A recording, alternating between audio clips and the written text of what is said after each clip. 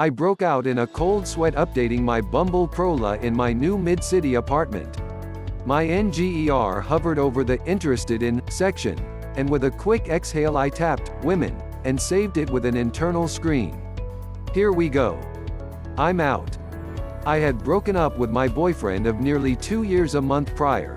My dating record up until this point was serial monogamist, and preference had been strictly men. My ex and I had just broken up.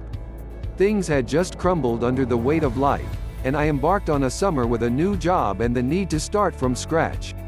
This included exploring my bisexuality, which I hadn't confronted until this point, other than making out with a friend in a club to scare men away. In hindsight, not the most effective tactic. Summer, I promised myself, was going to be LLED with doing things that intimidated me, and pushing myself to try new things. My journey to full LL that promise began at BeSpun, a pole dancing studio in Hollywood, where I awkwardly fumbled my way through a routine and spins I couldn't quite do with grace. But it didn't matter, that RST class got me hooked. I started going there for the killer workout, but found a queer community there that was welcoming and friendly. I was in awe of the way these women embraced their sexuality. Gliding around the pole in 7-inch pleaser heels and revealing out TS they wore as casually as if thong bodysuits were no different than a pair of sweats.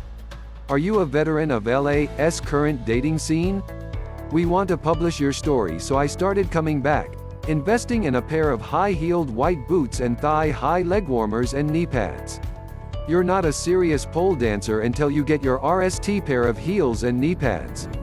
At BeSpun, there was no male gaze, only female teamwork and appreciation of our own abilities.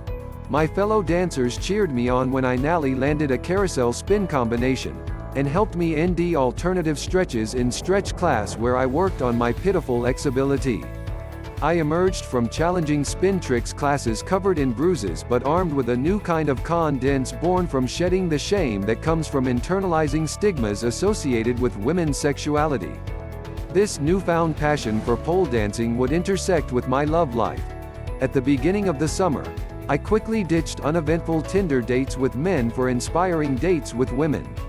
I started seeing one of the women I took pole dancing classes with, and found a refreshingly wholesome relationship with her even when our dates consisted of attending striptease class together. More L affairs columns on a different date. I went to a Trashcan Shakespeare show with an actress and novelist, and we stayed out until 1 a.m. We spent hours talking about the critical importance of the Oxford comma and lamenting how society doesn't understand the proper use of the em-dash. Kissing her gave me butter eyes I thought I had left behind in high school but clearly hadn't.